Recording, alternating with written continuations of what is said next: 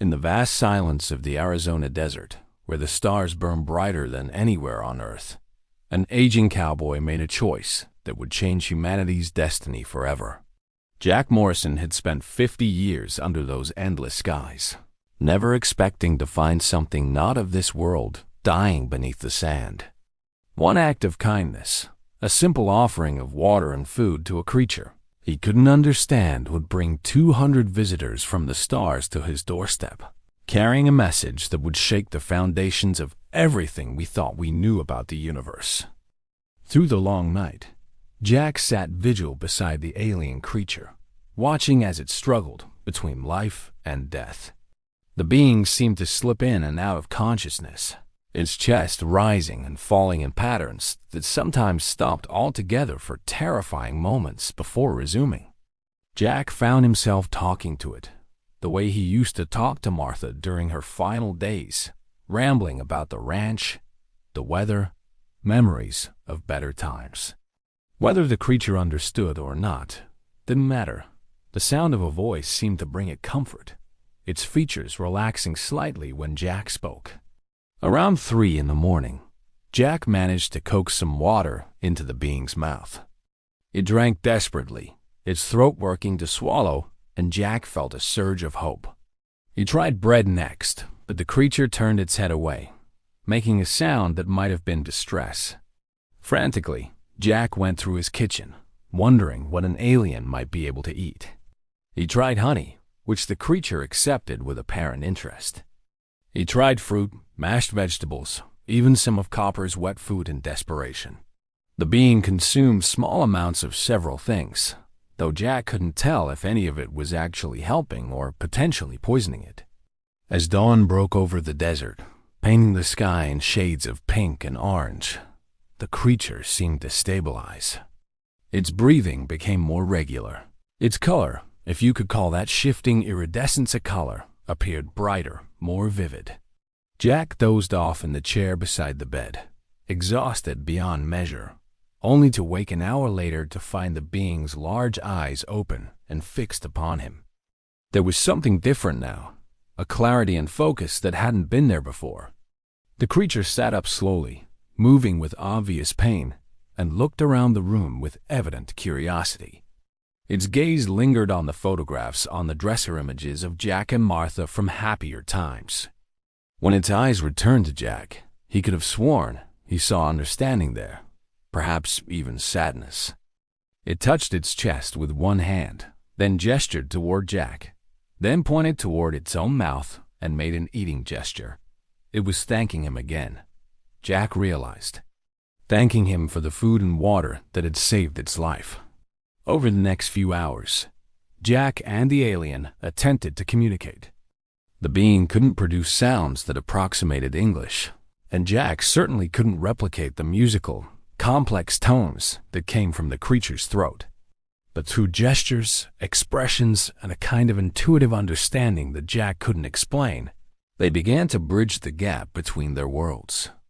The alien drew pictures in the dust on the windowsill, images of stars, planets, a ship that had apparently crashed somewhere in the desert. It pointed to itself and made a sound that Jack interpreted as a name, though he couldn't begin to pronounce it. Jack pointed to himself and said, "Jack," and the creature attempted to replicate it, producing something that sounded like Zack, which made the old cowboy smile despite the surreal nature of the situation.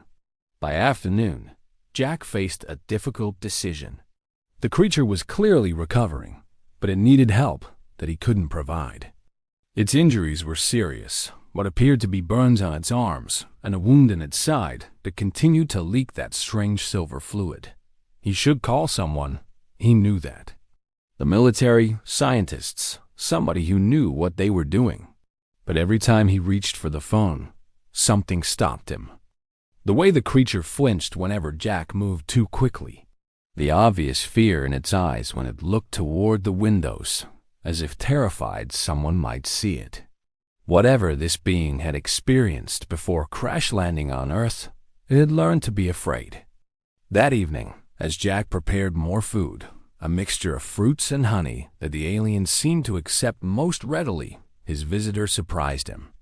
The creature stood, shakily at first, then with growing confidence. It moved to the window and looked out at the desert, now bathed in the golden light of sunset. Then it turned to Jack and placed its hand over its heart, or where Jack assumed its heart might be, and bowed its head in what was unmistakably a gesture of deep respect and gratitude. When it looked up, tears, or something very like tears, though they shimmered with the same iridescence as its skin tracked down its face. The alien moved its hands in the air, tracing patterns that seemed to glow faintly in the dimming light. Jack watched, mesmerized, as the patterns formed images, a story told in light. He saw a ship traveling through space, saw it attacked by something dark and aggressive, saw it falling through Earth's atmosphere in flames. He saw the being crawling through the desert, dying of thirst and starvation, saw itself from above as Jack found it in the ravine. And then the images shifted, showing something that made Jack's heart race. Dozens, no, hundreds of ships approaching Earth. The alien looked at Jack intently, trying to communicate something crucial. It pointed to the sky, then to itself, then made a gesture of many, many more. It was telling him that others were coming. The question was whether they came as friends or foes, and Jack had no way to know which. As darkness fell completely, the alien made its way back to the bed, clearly exhausted from the effort of communication. Jack sat in his chair, mind reeling with the implications of what he'd learned. Tomorrow, he thought.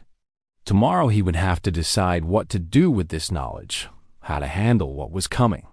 But tonight, he would simply sit here with this being from another world who had shown him that compassion. And kindness transcended species, transcended planets, transcended everything that divided the universe into us and them. Through the long night, Jack sat vigil beside the alien creature, watching as it struggled between life and death. The being seemed to slip in and out of consciousness, its chest rising and falling in patterns that sometimes stopped altogether for terrifying moments before resuming. Jack found himself talking to it, the way he used to talk to Martha during her final days, rambling about the ranch, the weather, memories of better times. Whether the creature understood or not didn't matter. The sound of a voice seemed to bring it comfort, its features relaxing slightly when Jack spoke. Around 3 in the morning, Jack managed to coax some water into the being's mouth. It drank desperately, its throat working to swallow, and Jack felt a surge of hope. He tried bread next, but the creature turned its head away, making a sound that might have been distress.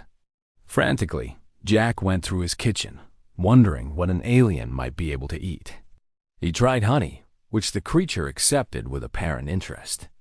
He tried fruit, mashed vegetables, even some of Copper's wet food in desperation. The being consumed small amounts of several things, though Jack couldn't tell if any of it was actually helping or potentially poisoning it. As dawn broke over the desert, painting the sky in shades of pink and orange, the creature seemed to stabilize.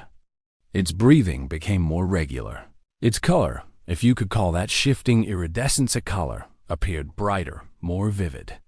Jack dozed off in the chair beside the bed, exhausted beyond measure, only to wake an hour later to find the being's large eyes open and fixed upon him. There was something different now, a clarity and focus that hadn't been there before. The creature sat up slowly, moving with obvious pain, and looked around the room with evident curiosity. Its gaze lingered on the photographs on the dresser images of Jack and Martha from happier times.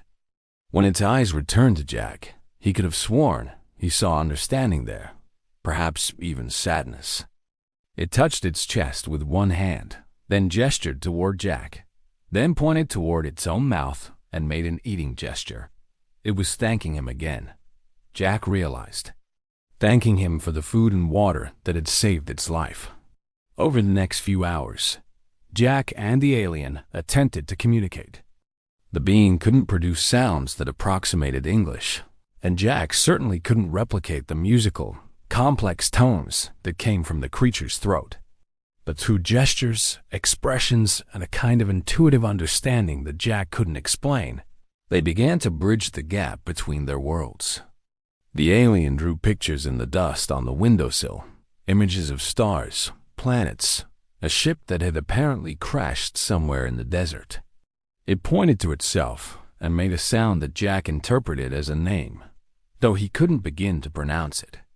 Jack pointed to himself and said, "Jack," and the creature attempted to replicate it, producing something that sounded like Zack, which made the old cowboy smile despite the surreal nature of the situation.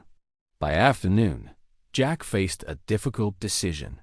The creature was clearly recovering, but it needed help that he couldn't provide. Its injuries were serious, what appeared to be burns on its arms and a wound in its side that continued to leak that strange silver fluid. He should call someone. He knew that. The military, scientists, somebody who knew what they were doing. But every time he reached for the phone, something stopped him. The way the creature flinched whenever Jack moved too quickly. The obvious fear in its eyes when it looked toward the windows, as if terrified someone might see it. Whatever this being had experienced before crash landing on Earth, it had learned to be afraid. That evening, as Jack prepared more food, a mixture of fruits and honey that the alien seemed to accept most readily, his visitor surprised him. The creature stood, shakily at first, then with growing confidence. It moved to the window and looked out at the desert, now bathed in the golden light of sunset. Then it turned to Jack and placed its hand over its heart, or where Jack assumed its heart might be, and bowed its head in what was unmistakably a gesture of deep respect and gratitude.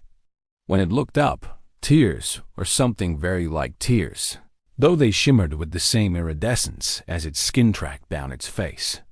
The alien moved its hands in the air, tracing patterns that seemed to glow faintly in the dimming light. Jack watched, mesmerized, as the patterns formed images, a story told in light.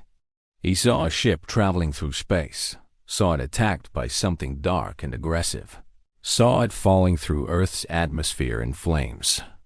He saw the being crawling through the desert, dying of thirst and starvation, saw itself from above as Jack found it in the ravine.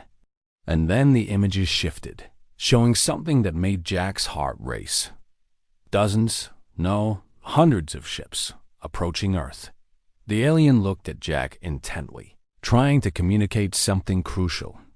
It pointed to the sky, then to itself, then made a gesture of many, many more. It was telling him that others were coming. The question was whether they came as friends or foes, and Jack had no way to know which. As darkness fell completely, the alien made its way back to the bed, clearly exhausted from the effort of communication. Jack sat in his chair, mind reeling with the implications of what he'd learned. Tomorrow, he thought. Tomorrow he would have to decide what to do with this knowledge, how to handle what was coming. But tonight, he would simply sit here with this being from another world who had shown him that compassion. And kindness transcended species, transcended planets, transcended everything that divided the universe into us and them. Jack woke the next morning to a sound he'd never heard before, a deep, resonant hum that seemed to come from everywhere and nowhere at once. It vibrated through the floorboards, rattled the windows, set Copper to howling from where the dog had been sleeping in the kitchen. For a moment, confusion clouded Jack's mind as he struggled to remember where he was, why he'd slept in a chair. Then he saw the empty bed where the alien had been lying, and panic seized his chest. He stumbled to his feet, joints protesting after a night in the chair, and rushed to the window. What he saw there turned his blood to ice and filled him with a wonder so profound he could barely breathe. The desert sky, usually so clear and empty in the early morning light, was filled with ships.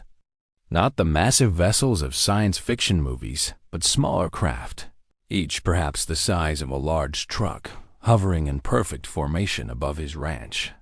He counted quickly 20, 50, 100 more still arriving, materializing from the air itself like morning dew condensing into being. 200 ships, maybe more, each one shimmering with that same iridescent quality he'd seen in the alien's skin. A hand touched his shoulder, and Jack spun around, heart hammering, to find his alien visitor standing behind him. The being looked different, now stronger, healthier, its colors more vibrant. It gestured toward the window, toward the ships, and made a series of sounds that Jack interpreted as explanation. These were its people. They had come because of what Jack had done. The alien took Jack's hand, its grip firm but gentle, and led him outside. Copper followed, alternating between excited barking and nervous whining. As they stepped off the porch, the nearest ship descended, settling onto the hard-packed earth in Jack's yard with barely a whisper of sound. A door opened at its side, and 3 beings emerged, each similar to Jack's visitor, but with subtle differences in size and coloring. They approached slowly, their large eyes fixed on Jack with an intensity that should have been frightening, but somehow wasn't. The first alien, the one Jack had saved, stepped forward and made an elaborate gesture with its hands, speaking in those musical tones to its companions. One of the newcomers, slightly taller than the others, and with skin that shifted through deeper shades of blue and purple, approached Jack.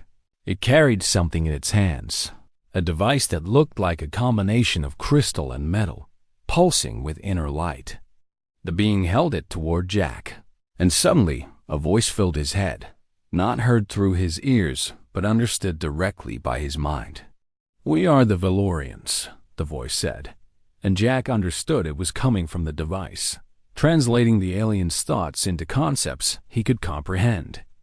"The one you saved is called Callus, a scout who was fleeing from an attack by a hostile species when his ship failed. He should have died in your desert. You gave him water when he was dying of thirst. You gave him food when he was starving.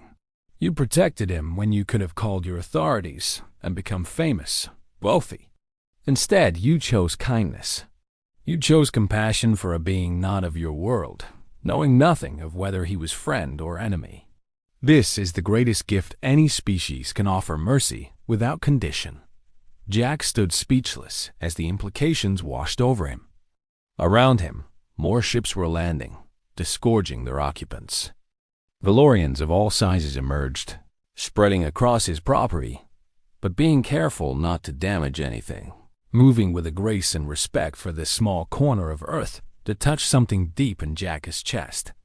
Some carried what appeared to be medical equipment and immediately attended to Callus, examining his wounds with gentle efficiency.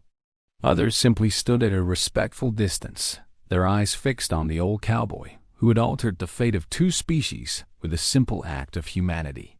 The tall Valorian continued speaking through the device. "My name is Thalen, and I lead this expedition. We have been watching your world for some time, trying to decide whether humanity is ready to know they are not alone in the universe. Your species is young, volatile, capable of great violence, but also great beauty. We were uncertain whether to make contact. Then Callus was attacked, wounded, and crashed here. We detected his distress signal, but couldn't reach him in time. We thought we would arrive only to recover his body. Instead, we found him alive, cared for by you." Thalen stepped closer to Jack, and the old cowboy could see something like tears in the alien's eyes. "Do you understand what you've done, Jack Morrison?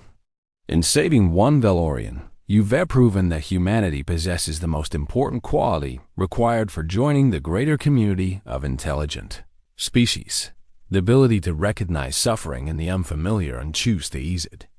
You could have killed Callus out of fear. You could have called your military and had him captured.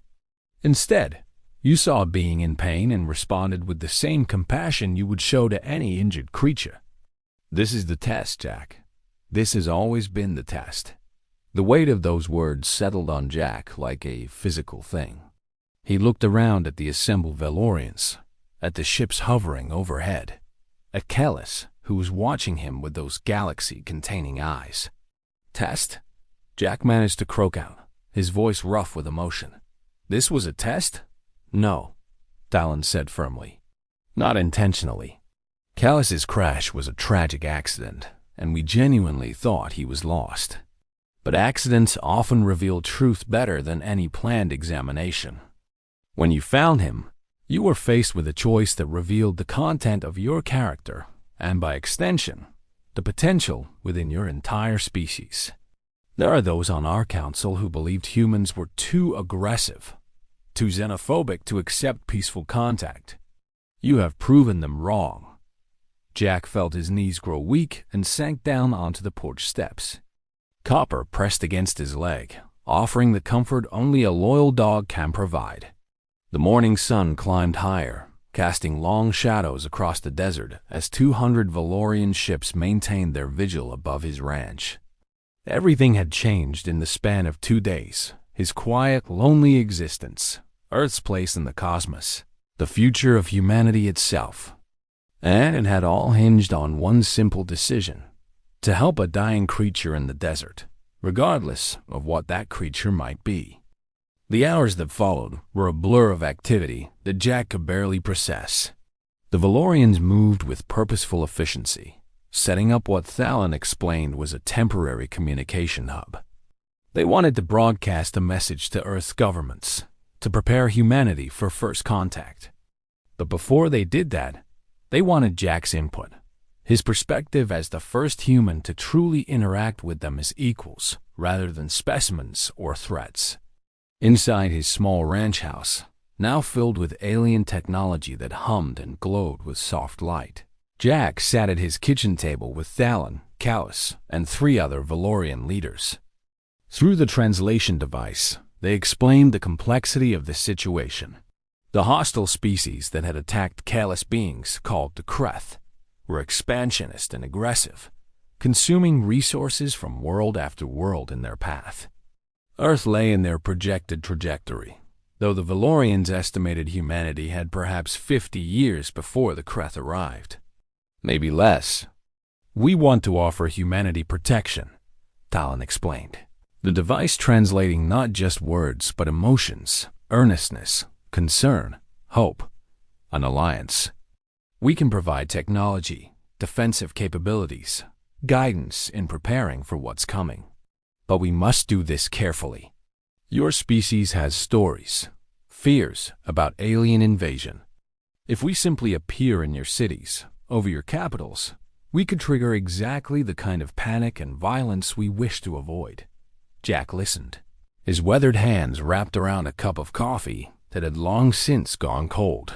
Why me? He asked finally. I'm nobody, an old rancher in the middle of nowhere. Why are you telling me all this? Callus spoke for the first time since the ships arrived.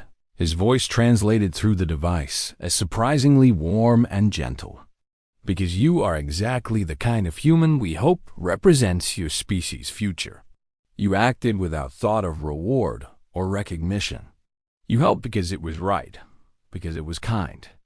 These are the qualities that will determine whether humanity survives what's coming, not military might or technological advancement, but the ability to recognize others as worthy of compassion, even when they are different, unfamiliar, even frightening. The Valorian's words struck deep. Jack thought about his life, about the years he'd spent alone in this desert, about Martha, and how she'd always said he had too big a heart for his own good. She'd teased him about rescuing every stray animal, about helping neighbors even when they couldn't pay, about seeing the good in people when others saw only problems. He'd always thought of it as weakness, this tendency toward compassion. Now these beings from another world were telling him it was humanity's greatest strength. What happens next? Jack asked, looking around the table at the assembled Valorians. What do you need from me? Talon's expression, so alien yet somehow readable, softened. We need you to help us speak to your world. Not as a leader or representative, but as a witness. When we broadcast our message to Earth's governments, we want to show them what happened here. We want them to see that one of their own met us first, not with weapons, but with water and bread. We want to give them hope that this can be the beginning of something beautiful, rather than something to fear. Over the next several hours, Jack found himself at the center of something beyond his wildest imagination. The Valorians recorded his story, using technology that captured not just his words, but somehow his feelings, his intentions, the truth beneath the surface. They documented the ravine where he'd found Kellis, the bed where he'd nursed the alien back to health, the simple food and water that had saved a life and changed everything. But as the day wore on, Jack began to feel the weight of what was happening pressing down on him. His phone had been ringing constantly. He'd turned it off hours ago, and he could see news. Helicopters circling in the distance, kept back by some invisible barrier the Valorians had erected. The world had noticed 200 alien ships hovering over a ranch in Arizona. The secret was out, and everything was about to change in ways Jack couldn't begin to predict. That evening, as the sun set once again over the desert, Jack stood outside with Kalis. The Valorian had recovered remarkably, his injuries healing at a rate that seemed impossible. They watched the sky together in companionable silence until Kalis placed a hand on Jack's shoulder and spoke through the translation device. "I owe you my life," Kalis said. "But more than that, you've given my people hope that yours is worth saving, worth befriending. There will be challenges ahead, Jack Morrison. Not all humans will welcome us. Not all will believe this is real or trustworthy. Some will see us as a threat regardless of our intentions. The path forward will not be easy." Jack nodded slowly, understanding the truth in those words. "Nothing worthwhile ever is," he replied, thinking of the ranch, of the years of struggle and survival, of building a life with Martha in this harsh land. "But that doesn't mean it's not worth doing." Kalis made a sound that the device translated as laughter, warm and genuine. "Your species has a saying, I believe, about the journey of 1,000 miles beginning with a single step. Today, humanity took that step, and they took it through your actions, your kindness. Whatever happens next, remember that.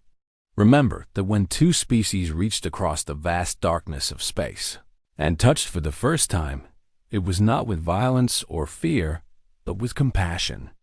That is the foundation upon which everything else will be built." As darkness fell and the stars emerged one by one, Jack Morrison stood surrounded by 200 ships from another world and felt the weight and wonder of a moment that would echo through history.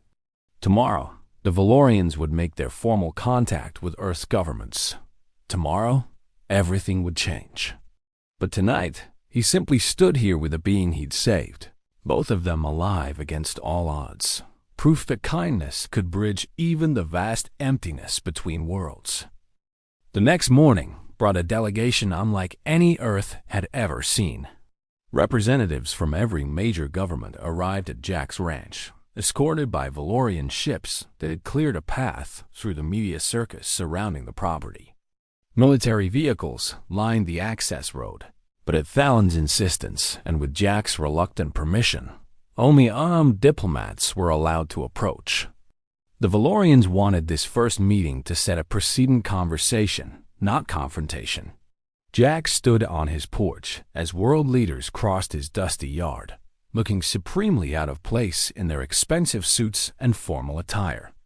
The President of the United States, the Secretary General of the United Nations, representatives from China, Russia, India, Brazil, and dozens of other nations, all converging on a place that had never hosted anything more important than a modest barbecue. Copper, overwhelmed by the commotion, had retreated to hide under Jack's bed. Fallon addressed the assembly, standing beside Jack in a gesture that made clear the old cowboy as importance to everything that was happening. Through translation devices distributed to each delegate, the Valorian leader explained everything: their civilization, their history of peaceful exploration, the threat of the Kreth, and the choice now facing humanity. "We offer alliance," Fallon said, the words resonating in a dozen languages simultaneously. "We offer technology, knowledge, friendship between our peoples.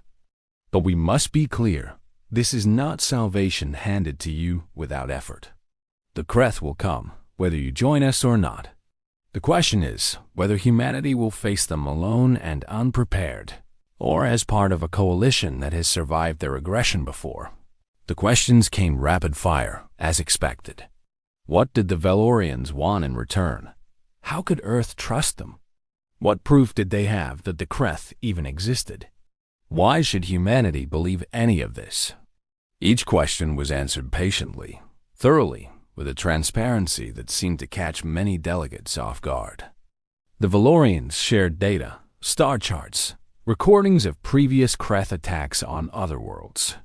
They offered to share technology, but insisted on carefully managed integration to avoid disrupting Earth societies. They wanted nothing in return except alliance cooperation, mutual defense against a common threat. Through it all, Jack stood silent, feeling increasingly out of place among these powerful people. But whenever the tension in the crowd seemed to spike, whenever fear or suspicion threatened to derail the conversation, Talon would gesture to Jack and tell the story again. The story of a simple man who saw a dying creature and chose to help. It became a touchstone, a reminder that first contact had already happened, and it had happened peacefully, compassionately.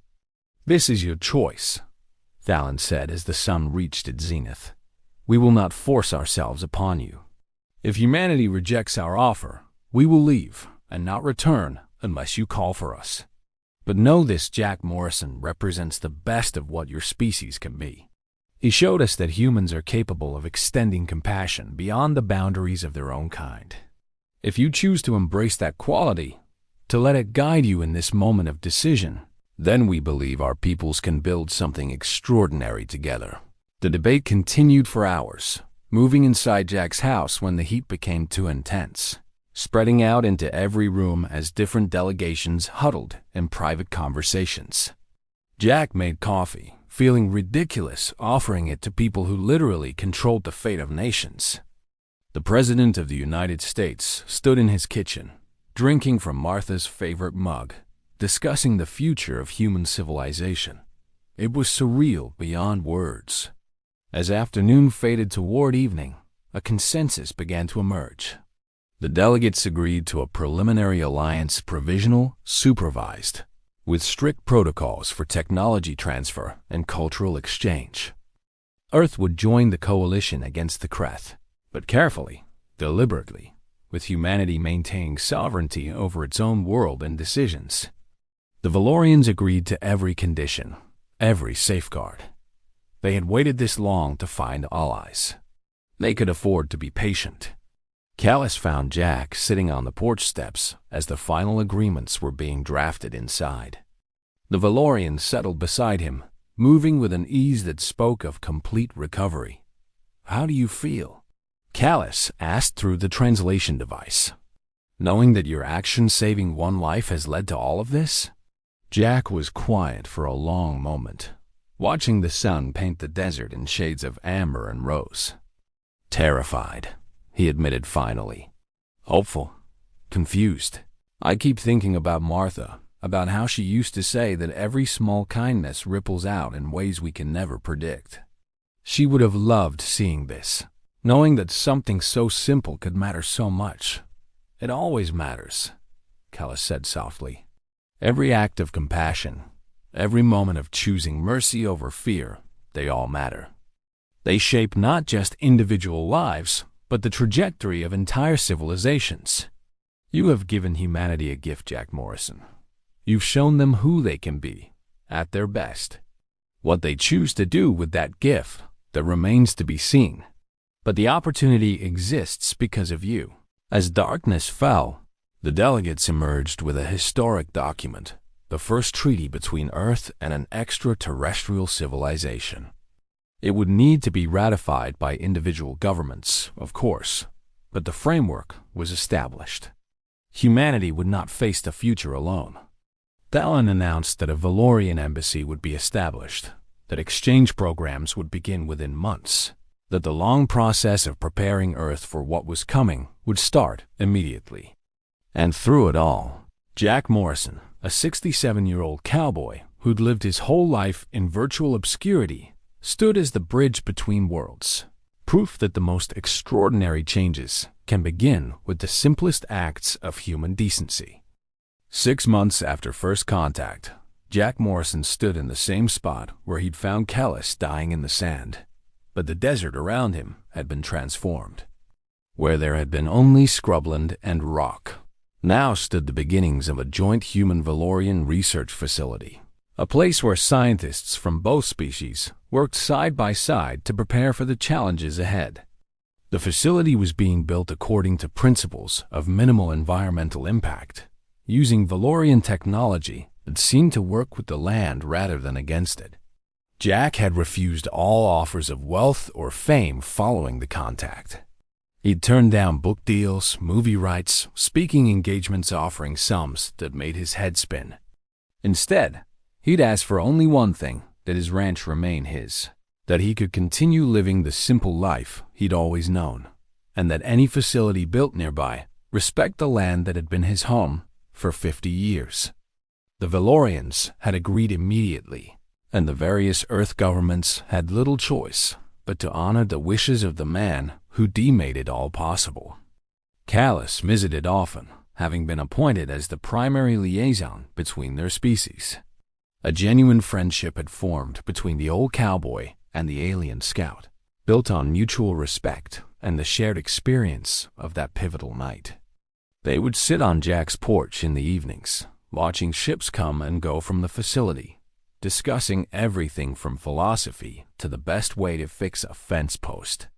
"You changed everything, you know," Kellis said one evening, the translation device now so familiar that Jack barely noticed it. "Not just for our two species, but for the entire coalition. Word has spread among the allied worlds about the human who saved a Valorian out of pure compassion. Other species are reconsidering their assumptions about humanity. You've made us all hope that your kind might bring something special to the Alliance, not just military strength or technological innovation, but a moral clarity we desperately need." Jack shook his head, still uncomfortable with such praise. "I just did what anyone should have done. Saw someone dying and tried to help. Nothing heroic about basic decency. That's exactly why it matters," Kellis replied. "Because you see it as basic, as simply the right thing to do. Many species lose that simplicity as they advance, as they become focused on survival and advantage. You reminded us all why we formed the coalition in the first place, not out of fear of the Kreth, but because we believed that cooperation and compassion were stronger than conquest and domination. The Kreth threat still loomed, of course. Earth's defensive capabilities were being upgraded with Valorian assistance, and plans were being made for how humanity would integrate into the larger strategic picture. But there was time, decades, probably, and a strange optimism had taken hold. Humans and Valorians working together had already produced innovations neither species had achieved alone. The alliance was proving stronger than anyone had anticipated. Jack's ranch had become something of a pilgrimage site, much to his chagrin. People from around the world came to see where first contact had occurred, though Jack had insisted on strict limits to preserve the privacy and sanctity of the place. He'd given one interview, carefully recorded and distributed globally, in which he told the complete story from his perspective. In it, he emphasized not what made him special, but what connected all humans: the capacity for kindness, for seeing past fear to recognize shared need and suffering. "Martha would have handled all this better than me," Jack said, his voice carrying the weight of loss that time had softened but never erased. "She always knew what to say, how to make people feel at ease. I'm just stumbling through this." Kellis made a sound that had become familiar, the Valorian equivalent of a gentle laugh. "You're doing more than stumbling, my friend. You're re-showing both our peoples what it means to remain grounded and humble in the face of cosmic significance. That's a rare quality, rarer than you know." As the months passed, the initial excitement of contact settled into something more sustainable: genuine cooperation, cultural exchange, mutual learning. Human children attended classes taught by Valorian educators. learning about the stars in ways that made them seem suddenly close and reachable. Valorian scientists marveled at human art, music, literature, finding in Earth's creative expressions something their more technologically advanced society had partially lost. Both species were changed by the contact, enriched by it in ways that went beyond strategic alliance or technological advancement. Jack Morrison continued to live his quiet life, tending his cattle, maintaining his ranch, watching the desert sunset paint the sky in colors that now reminded him of Kalis' skin. He'd gone from being a lonely widower counting down his final years to being, quite unexpectedly, one of the most important figures in human history. Yet he remained fundamentally himself, modest, practical, guided by the simple principles Martha had helped instill in him decades ago.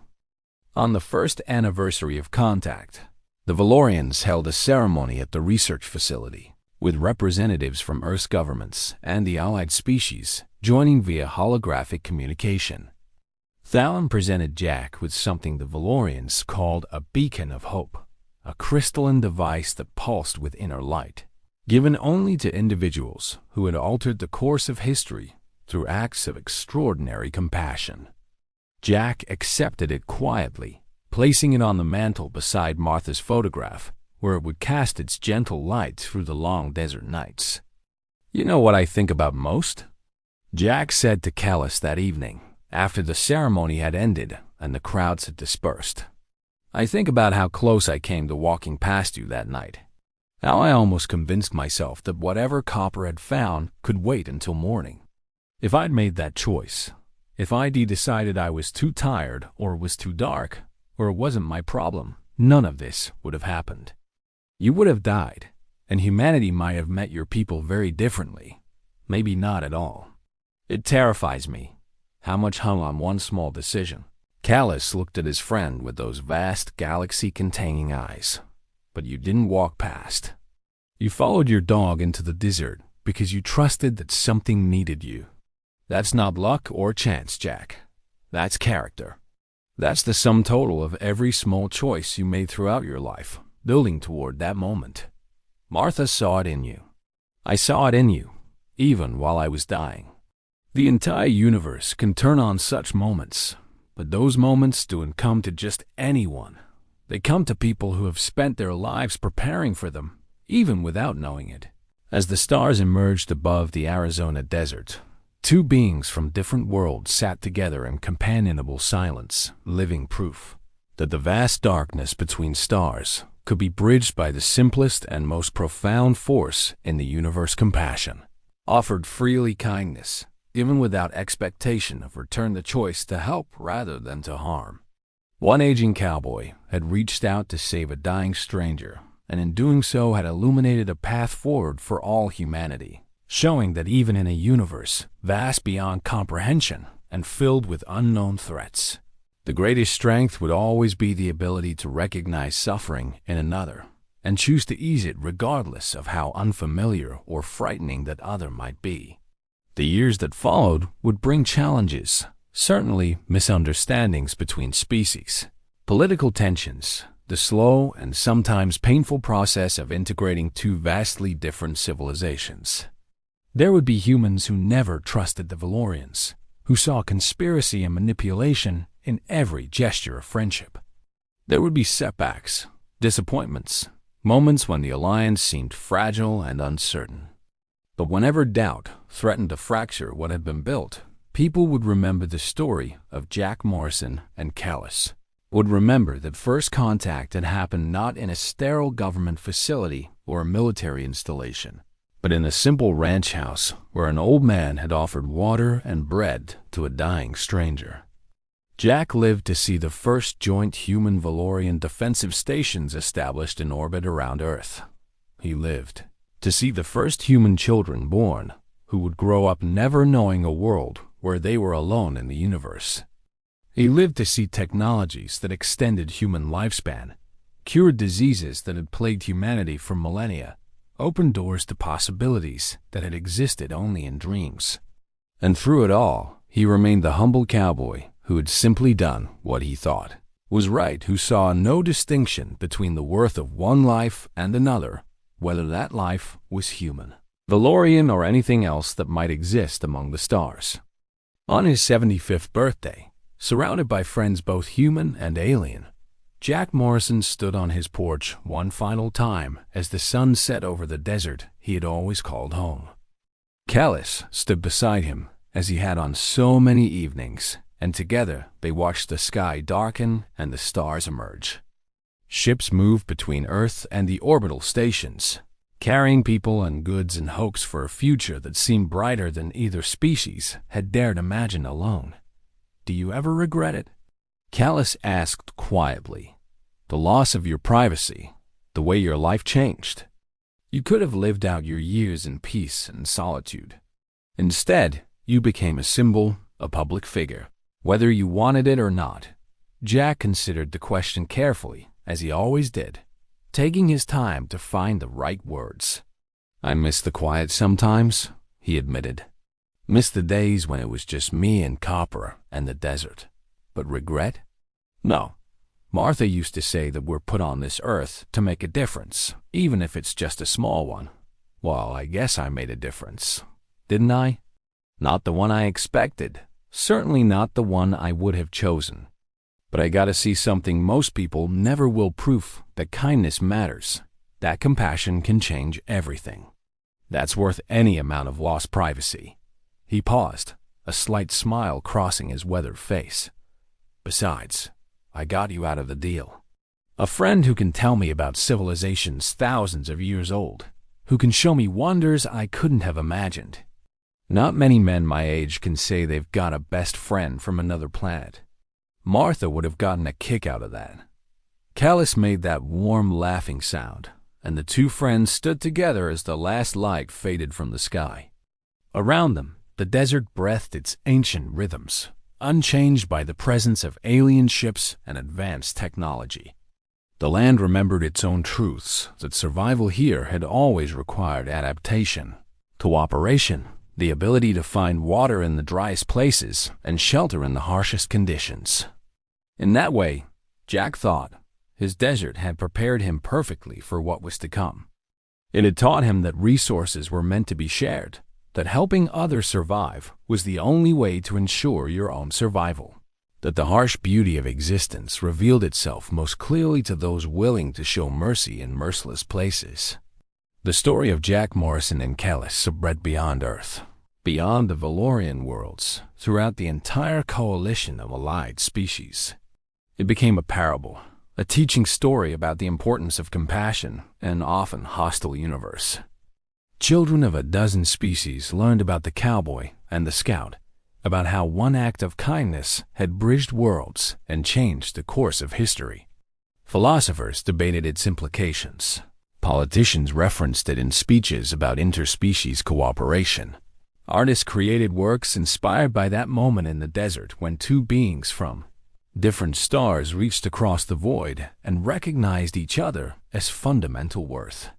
But for Jack, it remained simply what it had always been: the memory of finding someone who needed help and choosing to provide it. Everything else, the alliances, the technology, the historic significance, those were consequences he hadn't foreseen and hadn't sought. What mattered to him, what he thought about during those quiet moments alone with his memories and his grief for Martha, was that he had lived according to the values she had helped instill in him. He had seen suffering and eased it. He had encountered the unknown and responded with courage tempered by compassion. He had remained, through everything, essentially himself. As Jack Morrison's story became legend, as it inspired countless others to choose kindness over fear, cooperation over conflict, understanding over xenophobia, the old cowboy himself remained grounded in the simple truths that had guided his life. Help when you can. Be kind because it costs nothing. Recognize that beneath all our differences, whether of nation, race, or species, we share the same fundamental needs, the same capacity for suffering and joy, the same desperate hope that when we fall, someone will be there to help us back to our feet. In the end, that was the real message of first contact. The lesson that would echo through centuries of human-Valorian cooperation and beyond. Not that humanity needed to change who they were to join the greater community of intelligent species, but that the best of who they already were, that capacity for compassion exemplified by one lonely cowboy in the Arizona desert, was exactly what the universe needed.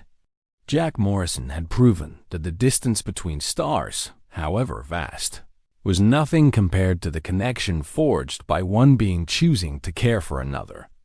And in that choice, in that moment of simple human decency extended to the utterly alien, lay the seeds of a future bright beyond imagining, where the children of Earth would walk among the stars not as conquerors or supplicants, but as friends and equals, carrying with them the lesson learned in a desert night when kindness bridged the infinite dark and brought two worlds together.